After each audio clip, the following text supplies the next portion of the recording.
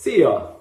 Török Roland vagyok, talán nagyon ismersz, talán kevésbé ismersz, talán totál nem is ismersz.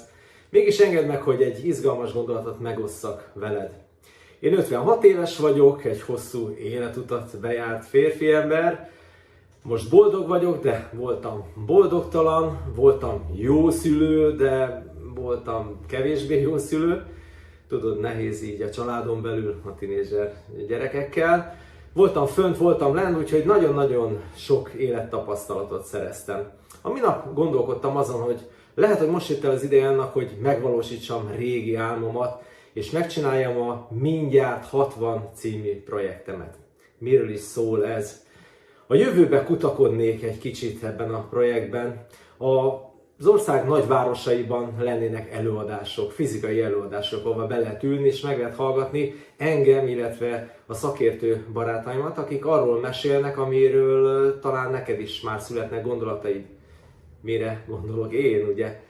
Talán érdekel téged, hogy mi lesz majd a jövődben, mi lesz a jövőddel, mi lesz veled, mi lesz fizikailag veled, egészséges leszel-e, amikor eléred a 60-as évet, vagy akár tovább is zajlik majd az élet, milyen lesz a fizikumod, milyen lesz a családi állapotod, a családi kapcsolatod, milyen lesz a párkapcsolatod, milyen lesz a szexualitásod, milyen lesz a gyerekeiddel való kapcsolatod, mi lesz, hogyha nyugdíjas leszel, mivel töltöd az időt, és mi lesz akkor, ha ne adj Isten magányossá válsz.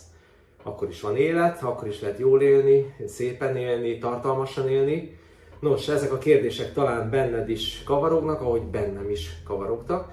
Úgyhogy hamarosan létrejön, mondom, ez az országjáró nevezzük turnénak. Nagyon szeretném, ha te is eljönnél, ha esetleg kíváncsivá tettelek most ezzel a rövid kis videóval, akkor itt látod, itt van ezen az e-mail címen várnék tőled egy pár sort. Kedves Roland, szívesen meghallgatnám, hogy miről is szól ez a program.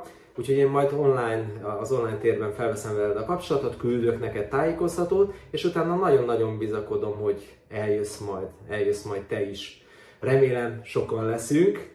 Mostanában figyelve a napi híreket, eseményeket, mindenki azt nézi, hogy melyik oldalon voltak többen.